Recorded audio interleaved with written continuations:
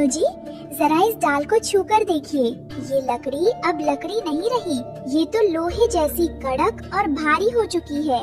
ये कोई साधारण बीमारी नहीं, बल्कि जंगल पर आने वाली किसी बहुत बड़ी अदृश्य आफत का संकेत है। अरे बाप रे रानो, ये तो बिल्कुल ठंडी और पत्थर जैसी हो गई है। लेकिन ऐसा कैसे हो सकता है? बिना किसी तूफान या आग के पेड़ पत्थर कैसे बन रहे हैं? सुबह होते ही रानो का डर हकीकत में बदल गया। आसमान में काले बादलों के दुष्ट राक्षस अपनी काली जादुई फूंक से पूरे जंगल को पत्थर का बना रहे थे। उनके साथ खूंखार भुल्ला बाज भी हाथ मिला चुका था, जो आसमान में उड़ने वाले हर बेघर पक्षी को अपना निवाला बना रहा था। पूरे जंगल में भगदड़ मच गई। टुन्नू जी, जब आफत पेड़ों को ही पत्थर बना रही हो, तो हमें इन गलते पेड़ों का मोह छोड़ना होगा। हमारे अंडों को इस काली जादुई शक्ति से बचाने का सिर्फ एक ही रास्ता है। हमें तुरंत जंगल के सबसे पुराने और वीरान हिस्से में बनी सुल्तान गुफा के अंदर चलना होगा। वहीं इन पत्थरों के बीच हम सुरक्षित रह सकते हैं। चलिए टुन्नू जी। रानो और टुन्नू अपनी जान बचाकर चुपके से सुल्तान गुफा के अंदर पहुंच गए। गुफा के अंदर बहुत अंधेरा था। टुन्नू जब सूखी घास ढूंढ रहा था, तभी उसका पैर मिट्टी में दली किसी भारी और कड़क चीज से टकराया। रानो, यहाँ मिट्टी के नीचे एक अजीब सी चीज दबी हुई है। ये तो पीले रंग का बहुत भारी और पुराना बर्तन जैसा लग रहा है। टुन्नू जी, ये कोई साधारण बर्तन नहीं है, ये तो प्राचीन समय का सोने का लैंप है। जरा रुको, इसके ऊपर बहुत मिट्टी जमी है, मैं इसे साफ करती हूँ। जैसे ही रानो चिड़िया ने अपने कोमल पंखों से उस सोने के लैंप के ऊपर जमी धूल को साफ किया, लैंप के मुंह से अचानक गहरे नीले रंग का जादुई धुआं निकलने लगा। देखते ही देखते गुफा के अंदर एक विशाल और नीले रंग वाला जादुई जिन्न प्रकट हो गया। आज हजारों सालों बाद मुझे इस सोने के कैद खाने से आजादी मिली है। ओ नन्हे पक्षियों, तुमने मुझे जगाया है। नियम के अनुसार मैं तुम्हारी 3 इच्छाएं पूरी कर सकता हूँ। मांगो, तुम्हें क्या चाहिए? अरे बाप रे, इतना बड़ा जिन्न! डरो मत छोटे चिड़े, लेकिन हाँ, एक बात याद रखना, गुफा के बाहर काले राक्षसों का जादू बहुत तेज है, इसलिए मैं तुम्हें इस गुफा से बाहर निकालकर सुरक्षित नहीं कर सकता। जो मांगना है इसी गुफा के दायरे में मांगो।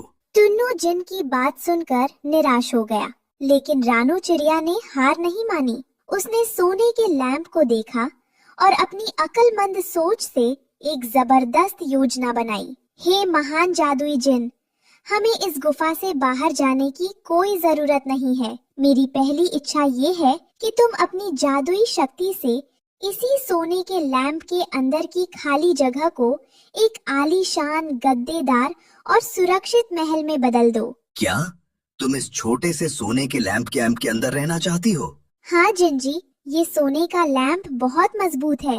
अगर इसके अंदर एक जादुई सुरक्षा कवच बन जाए, तो राक्षसों का काला जादू इसके पार नहीं आ पाएगा और बाहर से ये सिर्फ एक बेजान सोने का बर्तन लगेगा। अद्भुत! तुम्हारी सोच सचमुच बेमिसाल है। अभी लो, तुम्हारी इच्छा पूरी होती है। नीले जिन्न ने अपनी जादुई उंगलियां हवा में घुमाई और चुटकी बजाई। एक तेज रोशनी चमकी और सोने का वह लैंप एक विशाल सुनहरे महल में बदल गया। रानो और टुन्नू तुरंत लैंप के गुप्त दरवाजे से अंदर चले गए।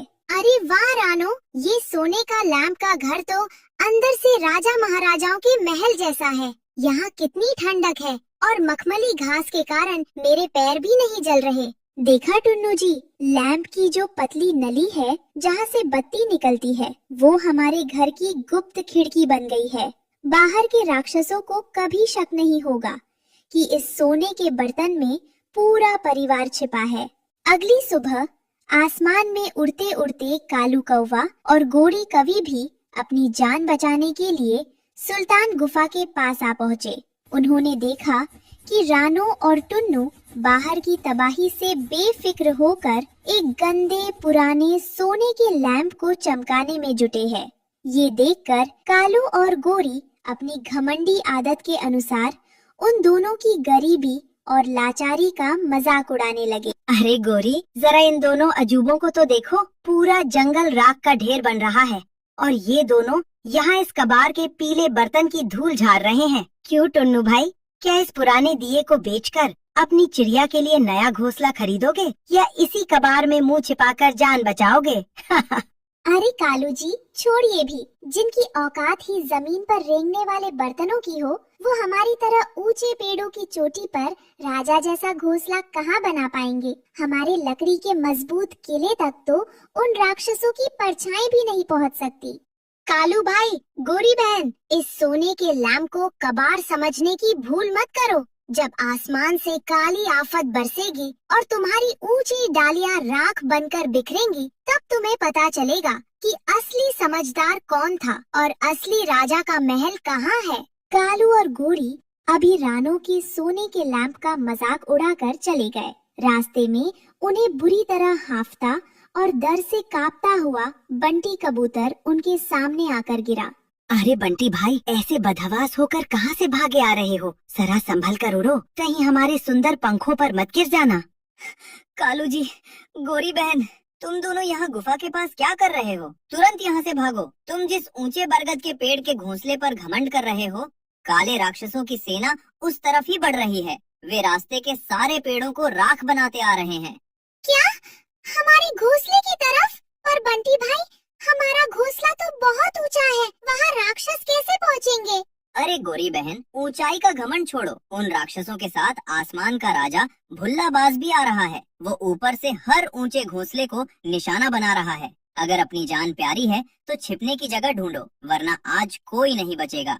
दोपहर को काले राक्षसों का कहर बरगद के पेड़ तक पहुंच गया। उन्होंने अपनी जादुई फूंक मारी और कालू का लकड़ी का घोंसला पल भर में भारी पत्थर बनकर डाल तोड़ता हुआ नीचे गिरा और चकनाचूर हो गया। अरे बाप रे, मर गया। मेरा घोंसला तो पत्थर बनकर टूट गया। भागो गोरी, भागो। कालू और गोरी जैसे ही जान बचाकर हवा में उड़े, आसमान में राक्षसों के साथ घात लगाए बैठा खूंखार भुल्लाबाज सीधे उन पर झपटा। कालू भाई, कहाँ भाग रहे हो? नीचे राक्षसों के जादू से तो बच गए, पर ऊपर भुल्लाबाज के नुकीले पंजों से कैसे बचोगे? आज तुम दोनों खुद उड़कर सीधे मेरे मुंह में आ गए हो। अब तुम मेरी आज रात की ताज़ा दावत बनेगी। कालू गोरी अपनी जान बचाकर बेतहाशा सुल्तान गुफा की तरफ भागे। उनके पीछे भुल्लाबाज और काले राक्षस आ रहे थे। ठीक उसी नाजुक मोड़ पर रानो ने सोने के लैंप का जादुई दरवाजा खोला। कालू भाई, गोरी बहन, मिठू तोते, जल्दी करो, सब के सब इस सोने के लैंप के अंदर आ जाओ, जल्दी आओ। हे जिंजी, लैंप का दरवाजा बंद करके इसके ऊपर अपना जादुई सुरक्षा कवच लगा दो। जिन ने तुरंत दरवाजा बंद कर दिया। काले राक्षस और भुल्लाबाज गुफा के अंदर पहुँचे। उन्हें वहाँ कोई पक्षी दिखाई नहीं दिया, सिर्फ एक पीला सोने का लैंप रखा था। राक्षसों ने गुस्से में आकर अपनी पूरी काली जादुई शक्ति उस लैंप पर छोड़ दी। लेकिन ये क्या, जैसे ही राक्षसों का काला जादू सोने के लैंप से टकराया, जिन के जादुई सुरक्षा कवच के कारण वह जादू बाउंस हो गया। वह काली शक्ति वापस पलटकर सीधे उन राक्षसों और भुल्लाबाज पर जा गिरी। अरे बाप रे, ये क्या हुआ? हमारा ही जादू हम पर उल्टा पड़ गया। मेरे पंख पत्थर के हो रहे हैं। भागो यहाँ से, ये कोई साधारण बर्तन नहीं है। राक्षस और भुल्लाबाज अपनी ही शक्तियों से घायल होकर रोते और चिल्लाते हुए गुफा से हमेशा के लिए भाग गए। अगली सुबह काले राक्षसों का साया जंगल से पूरी तरह खत्म हो गया और सुंदरवन में साफ धूप निकली। रानो और टुन्नू ने सोने के लैंप का दरवाजा खोला। सारे पक्षी सुरक्षित और स्वस्थ बाहर आए। लैंप के अंदर का जादुई नजारा और नीले जिन की शक्ति देखकर सबकी आंखें फटी की फटी रह गईं। कालू और गोरी रोते हुए रानो के पैरों में गिर पड़े।